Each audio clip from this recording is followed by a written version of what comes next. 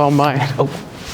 So before we start on why IPv4 and IPv6 routing can protect both you and me, I just want to say that I'd probably have no idea what any of this was if I didn't get my hands on an iPod Touch or a Wii before I turned 10. That's just what happens when I end up being the youngest in the family. But no, this was something like my family and I would always want to do.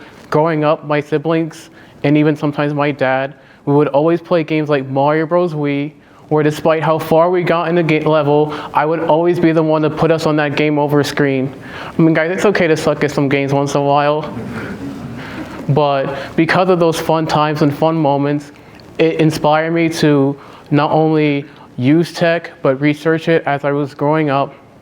And then, of course, eventually, the day came where I had to figure out, what do I want to do for my future? So my mom and I had that convo, and I realized that I want to do something in my future that will secure my finances, but most importantly, be something that I'm passionate about and something that will help me be happy for the rest of my life. With all the tech that I've done research on as I've grown up, and also some skills I was able to harness, that gave me the idea, pursue a career in tech with the destination cybersecurity, which means now I'm going to school, to class, to seeing a bunch of mixed up wires, routers, PCs. Then I come home every day to having a custom built PC, which helps me do a lot of schoolwork I do, plus your typical iPhone, iPad, yada yada, but no worries. I don't actually want to go blowing up my money on something to stare at a screen all day. But did you guys know that the tech that you and I all have in this room right now wouldn't be nowhere near as secure or safe without IPv4 or IPv6 routing? Otherwise, there's a very good chance that the person sitting next to you right now will probably have a negative bank account balance by tomorrow. Let's start with IPv4 routing. IPv4 routing is a standard internet protocol routing that with a 32-bit binary address format, so something as you see a 192.168. It could always mix up once in a while, but normally you will see a number like that.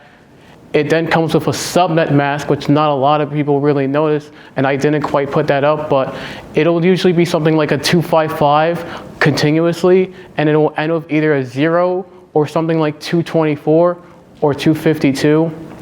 And actually that's very important because the IP address has all that.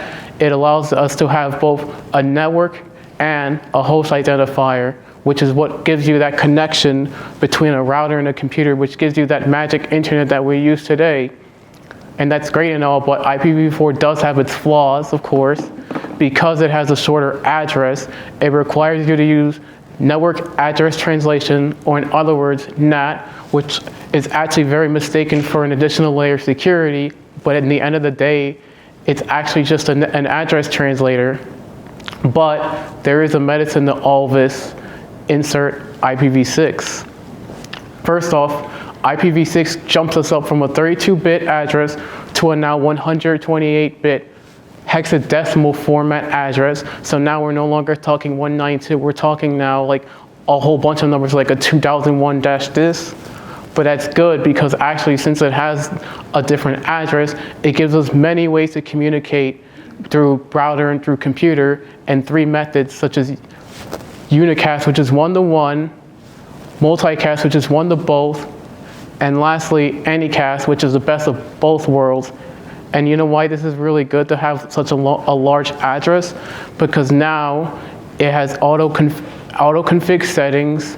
It's also got IPsec integrated to it, which all that combined leads to us not needing to use NAT, which again is not really a layer of security. And there's also a higher prioritization on link local, which is used on every Ethernet interface, whereas unlike an IPv4, it's barely used unless in situations such as when DHCP fails.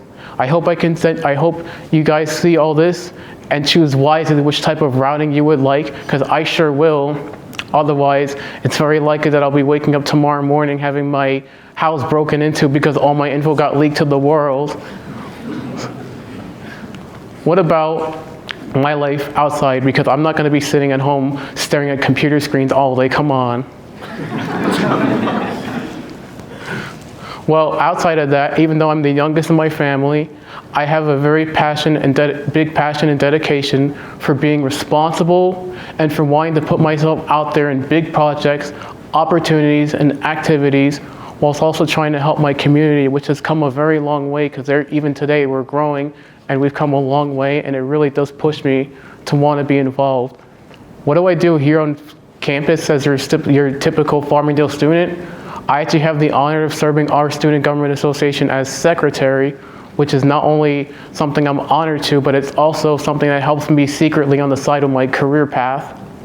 I also love being involved in many, many clubs here, such as the Greek Hellenic Society, the Latin American Student Organization, the Christian Club, which we call Crew, shout out Jesus, and many, many more. Outside of campus, I actually like to volunteer locally for my community. I'm just that guy. I just typically do that like every year. I try to do something. So one time that I did, as you see on the board, that's our Suffolk County legislator, Sam Gonzalez, and that was our Youth Day event out in Brentwood last summer. It was a good time, and a lot of kids got, backpacks and supplies that they need for school. I also like to keep myself around on food drives, because it's very critical to help people who need food and many, many more things.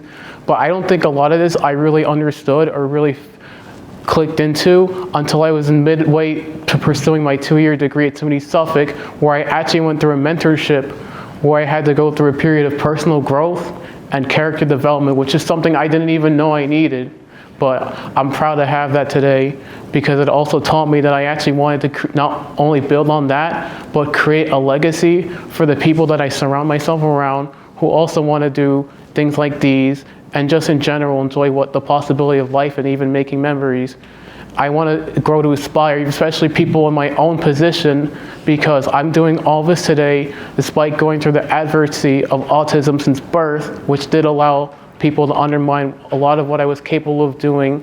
But I have to say, I look at myself today as a young 22-year-old man, and I'm very proud of how far I've come compared to when I was a once unmotivated teenager that let doubt and disappointment get to him.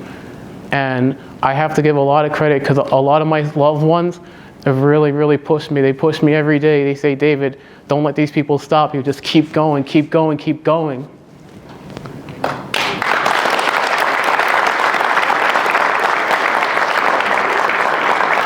Thank God there's still more. But most importantly, I do want to send you guys off with a very important message. Of course, life has its challenges. There's a lot of way to persevere through all this. And also, creating a legacy is a beautiful, beautiful thing in this world. Even though it could be difficult, but trust me, it's worth it.